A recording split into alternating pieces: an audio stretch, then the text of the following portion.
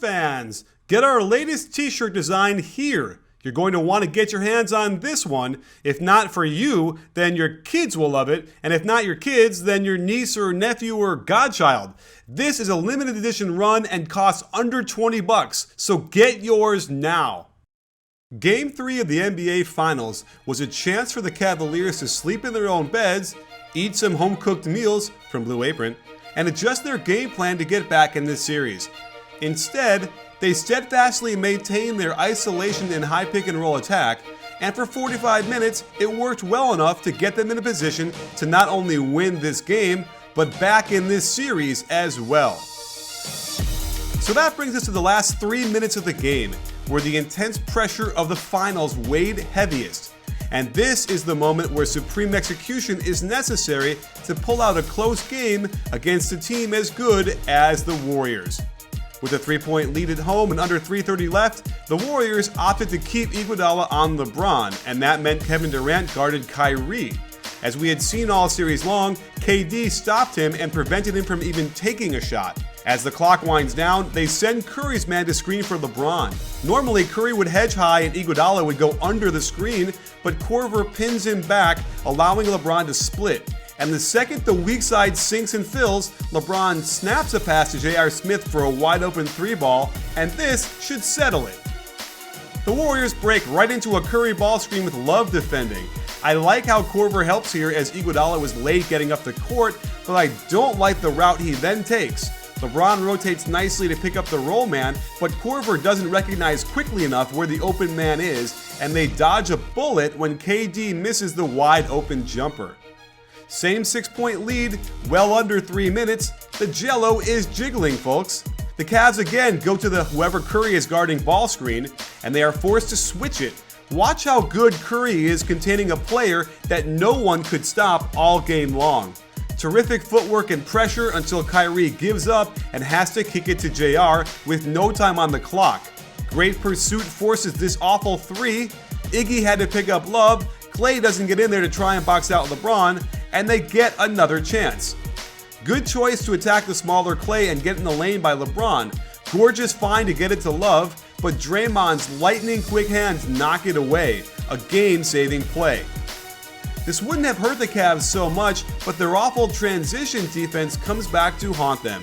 Both Love and LeBron complain about the no call and do not sprint back. Can you hear me shaking my head? Korver now has to deal with both Curry and Klay, while Kyrie is jogging back as well.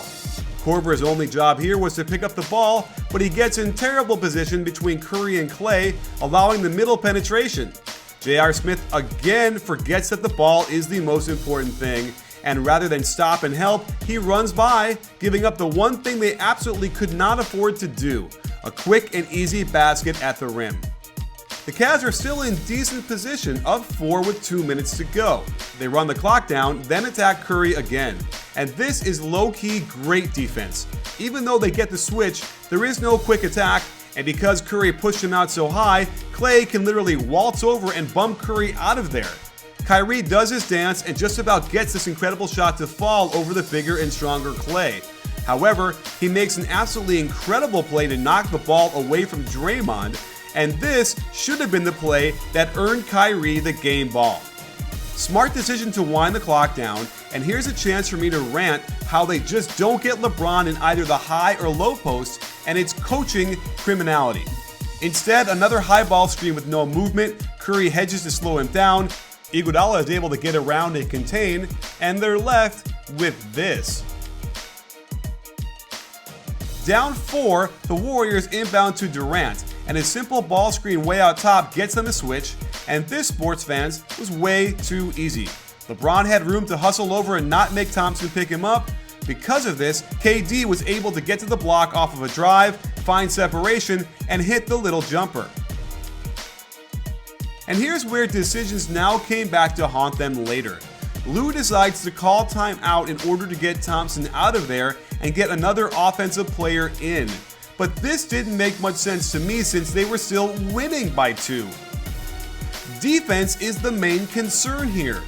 So they run some sort of triple ball screen. It's way too early for an attack, so I guess they were hoping for a favorable switch. Instead, it's Draymond on him.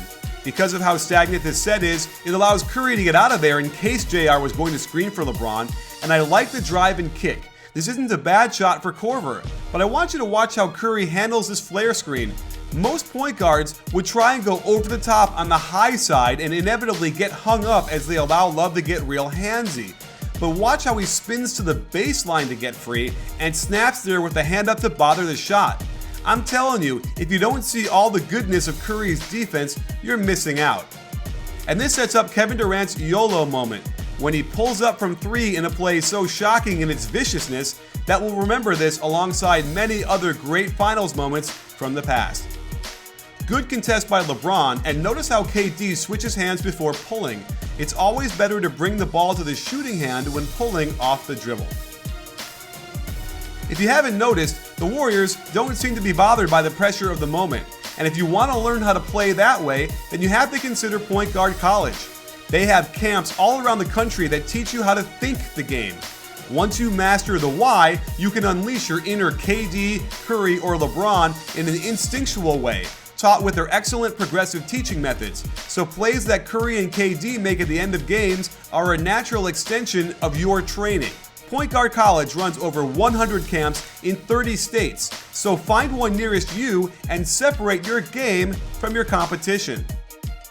Now the Cavs are down by 1 and don't call a timeout. That's okay, since they probably call for an ISO with Kyrie anyway, no need to waste a timeout to draw it up. However, notice how LeBron is relegated to standing around 45 feet from the basket. Also notice how Steph chest bumps JR, Iguodala can help because no one is moving, and the pick and roll is blown up. This leaves Kyrie to attack on his own, and Klay expertly stays in front of him and leads him into an awful step-back three-pointer with little hope of going in. And then it gets crazy from a coaching perspective. The shot clock and game clock have only a 2-second difference, so you have to try and trap quickly, maybe get Curry to throw it away, which he's known to do, and then you have to foul. When you are losing, you need as many possessions as possible. Instead, nothing happens. Ty Lue is motioning for them to double, but Love just stands there. LeBron is standing in the lane even though 4 Warriors are at half court.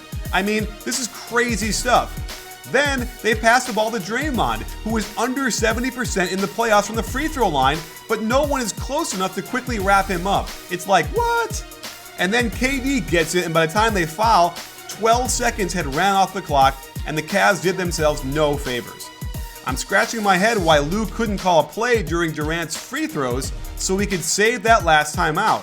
With 13 seconds on the clock, they had time to push and attack, get a quick 2 to cut it to 1, then foul and have a chance at a three-pointer after calling that timeout.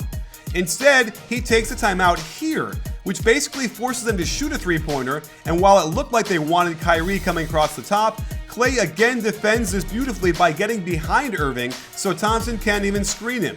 Which begs the question, if you're in a surefire three-point situation, why don't you have, well, you know, three-point shooters in there? You could easily have had the 6'8 Korver in there to set a screen and get open as a secondary option.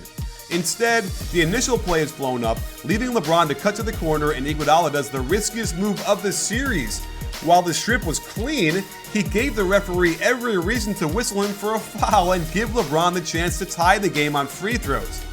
But it worked out for him. The Warriors nailed their free throws, and the game, and most likely the series, is over.